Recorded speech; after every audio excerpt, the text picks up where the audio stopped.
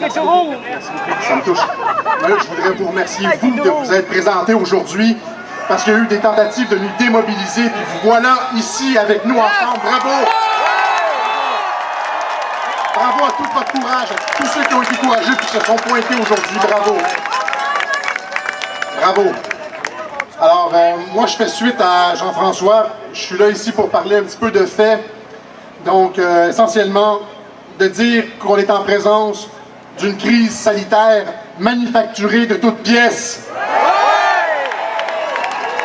On le sait, on a entendu le docteur Arruda dire que chaque année, il y a 1000 personnes par mois qui meurent dans les CHSLD. De toute façon, cette année, ils ont tous été comptabilisés COVID pour nous faire peur.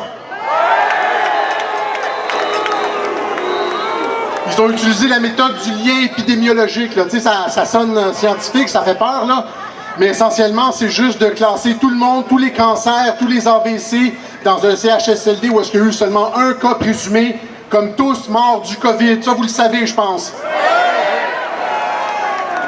Tous les pays, tous les États aux États-Unis, tous les États qui ont utilisé la méthode du lien épidémiologique ont à peu près 5 fois plus de décès que ceux qui ont utilisé la méthode normale qu'on utilise quand il y a une grippe. C'est-à-dire compter ceux qui sont effectivement morts de la grippe. 5 fois plus de décès. C'est pour ça qu'au Québec, on a comme des 5-6 000 décès, qu'on a comme à peu près 80% des décès au Canada. C'est juste de la fraude statistique, c'est juste une façon de compter. Il n'y a pas plus de personnes qui sont mortes du COVID au Québec qu'en Ontario. C'est juste la façon de compter qui sont changées pour nous faire peur.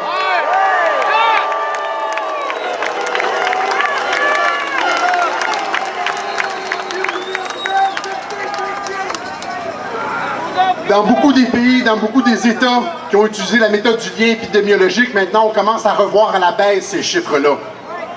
Il commence à avoir des révisions de chiffres, on coupe par moitié les morts, etc. Ça ne se passera pas au Québec, évidemment, parce que le docteur Arruda a bien pris soin d'effacer ses traces. Hein?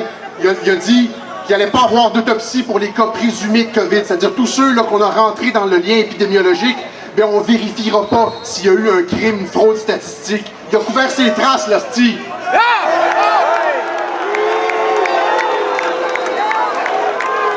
Et ça serait intéressant que la police enquête là-dessus aussi.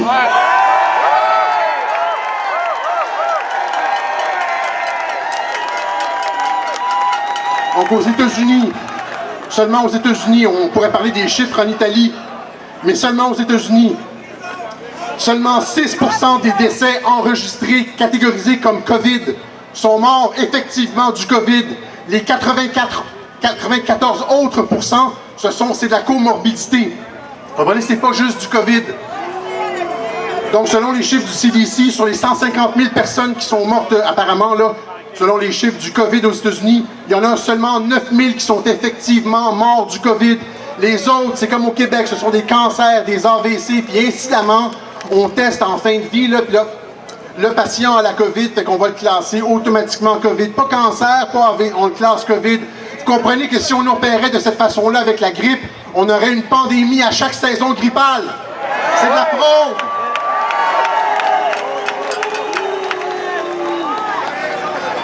Le COVID n'est pas une maladie dangereuse. Est-ce qu'on porte exactement comme tous les virus respiratoires que l'humanité a rencontrés? Ça arrive pendant l'hiver, ça s'attaque aux personnes faibles, aux personnes qui ont des conditions médicales graves, puis ça disparaît au printemps, comme ça a disparu au printemps, puis ça revient pas.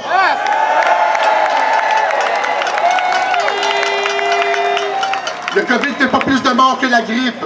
Le COVID a disparu comme la grippe à chaque printemps. Contrairement à ce que le docteur Arruda essaie de vous faire croire, il essaie de dire « c'est nos mesures de confinement qui ont fait disparaître le COVID ». Ben voyons donc!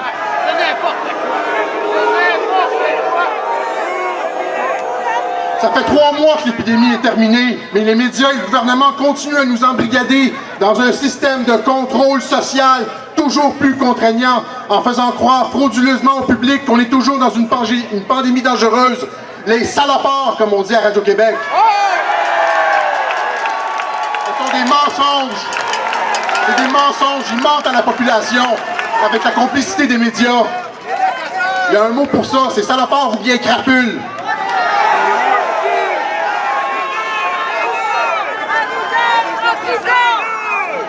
Ouais, assassin aussi, hein, en tout cas, ça resterait à être prouvé. C'est à la police de faire son travail pour ça.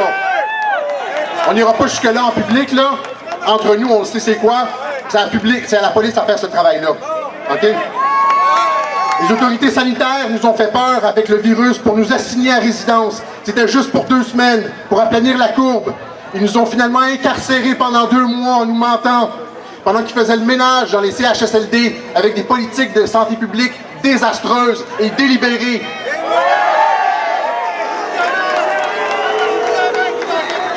Ils nous ont menti sur les masques à l'arrivée du COVID. Puis à la fin, pour les rendre obligatoires, ils nous ont menti aussi. Alors que le virus ne pose plus aucun danger, il ne fait plus aucun mort. Ils nous ont aussi menti en disant qu'il allait falloir attendre jusqu'au vaccin pour suspendre les mesures d'urgence sanitaire. Mais là, qu'est-ce qu'on a appris la semaine dernière? C'est que non, ça va continuer, même après le vaccin. Ça va continuer de façon indéfinie, les mesures d'urgence sanitaire. Ça n'a plus rien à voir avec le virus. C'est du contrôle social. Ça n'a plus rien à voir avec le virus. Si on ne se lève pas, ils vont nous embrigader, ils vont nous emprisonner, ils vont passer toutes leurs lois liberticides. Ça n'a plus rien à voir avec le virus. Ils sont drogués au pouvoir. Les gouvernements sont drogués au pouvoir.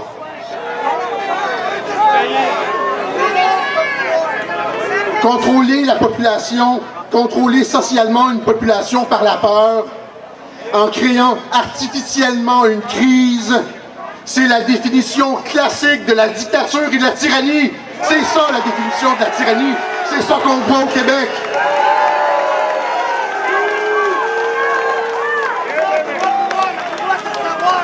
Toute la philosophie politique occidentale depuis près de 200 ans a tenté de mettre sur pied des mécanismes pour éviter ce genre de prise de contrôle politique de la part des gouvernements. La tradition démocratique québécoise a été bafouée, piétinée par le gouvernement Legault. Ça ne s'est jamais vu dans l'histoire du Québec. Le gouvernement Legault n'est pas seulement en train de détruire la classe moyenne à travers les faillites d'entreprises en cascade, il est en train de détruire psychologiquement une génération entière de petits Québécois. C'est pour ça qu'on se bat.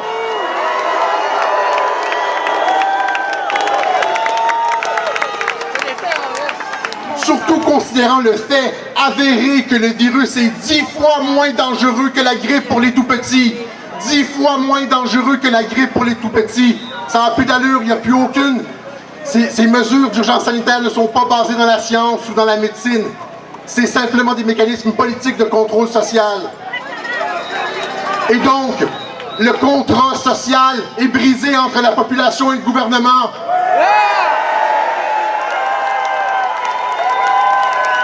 C'est pour ça qu'on demande l'aide de la police. Avec nous, la police, avec nous, la police, avec nous, la police, avec nous, la police, avec nous, la police, avec nous, la police, avec nous, la police, avec nous, la police, avec nous, la police, avec nous, la police, avec nous, la police. OK. Donc, la police doit rapidement enquêter sur les raisons frauduleuses. Tu sais, les raisons frauduleuses, on les a exposées, nous autres. Vous les connaissez, on les connaît. Comment ça se fait que la police n'est pas au courant de cette fraude statistique-là? Ils devraient le savoir. Les chiffres sont disponibles. Arruda a parlé, on a regardé les taux de décès. Ils devraient le savoir. Ce sont eux les enquêteurs chevronnés, c'est pas nous les citoyens ordinaires. C'est eux qui devraient faire la job.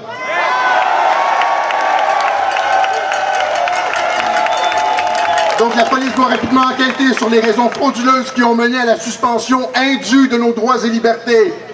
De faux prétextes ont été mis de l'avant pour museler la population, pour nous faire passer dans un système politique totalitaire. La police doit résister à ce coup d'État en douce et respecter leurs promesses de servir et protéger. Comme les médecins se doivent de respecter leur serment d'Hippocrate et de permettre la chloroquine.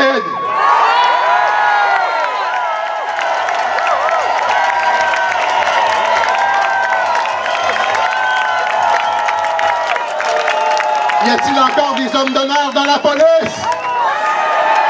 On l'espère. Merci beaucoup.